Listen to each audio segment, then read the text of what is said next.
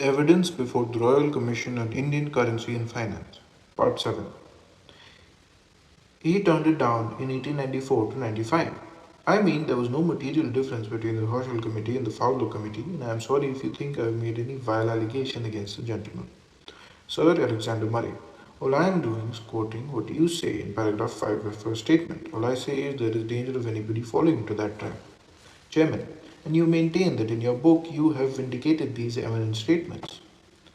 Yes, Sir Purushottam Das Thakurdas. In paragraph 8, you refer to various countries of the world as hankering for a return to the pre-war parity, and you say it seems to be universal. Then you go on, there is but this difference between India and the other countries. The other countries have yet to reach the pre-war parity. India, on the other hand, has in fact overreached the pre-war parity. Those are the countries to which you refer have had their currency very severely depreciated during the war. Absolutely. Not the solvent countries. I think these countries also, which are very near their old parity, find it difficult to go back. For instance, which countries have you had in mind? Well, I am talking of the proceedings of the Genoa conference, which I do not carry in my mind, but I think for an instance like a country like Italy. France was at one time within measurable distance of the pre-war parity. France now is perhaps worst off of all. Therefore, you are there remarking a difference between India and other countries whose currency was severely dislocated during the war period and who have not yet been able to bring it back round. My point is, even if we were in a position to go back with a measurable distance, it would not be always wise or advisable to go back, supposing we could. I will come to that later on. I am only trying to point out to you that it may be said that the comparison you are stating here between India and the other countries is one which cannot stand as far as currency problems and conditions are concerned. So far as the could is concerned, I mean the difference between whether we should or and whether we could, even if those countries which depreciated currencies wanted to, they could not go back. Very good, you have put it much better than I could have. Therefore, if you compare India with the countries which got back to pre-war parity, you find that those who could did go back to the pre-war parity. Yes, for instance, England, but there was also a strong current of opinion even in England that they should not. I mean, in spite of the strong current of opinion, you refer to they have reconciled themselves to the pre-war parity, and you do not hear them much complain now about having gone back. I could not tell. You do not know, I see, unless it can be said that those who went back made a mistake. There won't be anything particularly questionable against those in India who want a return to the pre-war parity. No, I don't say that. I am really raising the question whether it is desirable. Now, regarding the desirability of it, lower down you say that the view is wrong, you say both these views are fallacious. You say the restoration of pre-war parity is not a restoration of the pre-war price level. Now, do you think that exchange should be used as a lever for retaining price levels? No, then it does not appear to me very fallacious.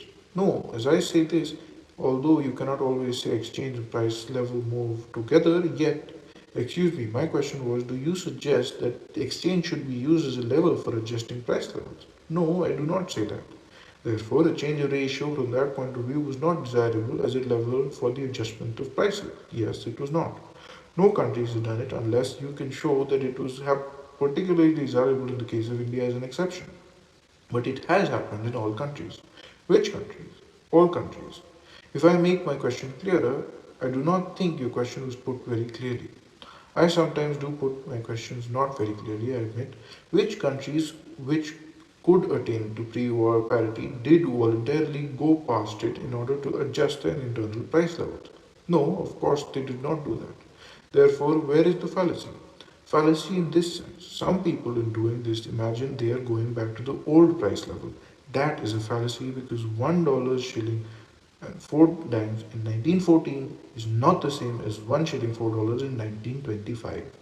But I mean those who do not base the demand for 1 shilling 4 dime on the question of prices at all, they would not be making that fallacy. No. Then lower down you mention another point. I think if by restoring pre-war parity is meant the restoration of pre-war level of prices, then the ratio instead of being lowered from 1 shilling 6 dime in the direction of 1 shilling 4 dime should be raised in the direction of 2 shilling gold. Then you say the restoration of pre-war parity even nominally would be unjust. What have you in your mind by the words even nominally, without looking to the price level? I thought you yourself agreed. Supposing now in 1925, 1 shilling $4, 4 dime is the ratio as compared to 1914. That would be only a nominal change because prices have certainly changed. Where is the nominalness in regard to those who ask for 1 shilling 4 dime as being the pre-war rate?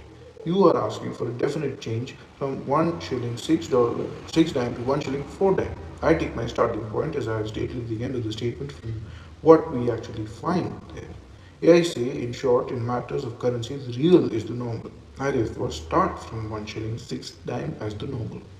Now, supposing the exchange today, when we are discussing the thing, was 1 shilling 8 dime, I take it you would urge the same ground for 1 shilling 8 dime, being confirmed as you have for 1 shilling 1 shilling 6 dime confirmed. Yes. So, whether exchange has gone up to 1 shilling for 6 dime or not, the ground would prevail irrespective of whether what other countries have done and irrespective further of how that point was reached. May I just explain it in my own way? If you please. The way in which I look upon this problem is this. Today we have 1 shilling 6 dime. That in my mind means a price level. If you want us to go back to 1 shilling 4 dime, it means to me we have to raise our prices. Without increasing the volume of currency, we certainly cannot reach 1 shilling 4 dime. It seems to me we have to raise our prices. Without increasing the volume of currency, we simply cannot reach 1 shilling 4 dime. Therefore, the complete question to my mind is, shall we raise our prices from what they are today so that we can go back to 1 shilling 4 dime? Now, I being a member of the labouring community feel that failing prices are better. That is my view on the matter. Let me take it to the other way. You say, as you put it, that being a member of the labouring community, that means from the point of view of the labouring class, it is undesirable. Yes, and I may go further and say that from the national point of view too, falling prices are better than rising prices. The end.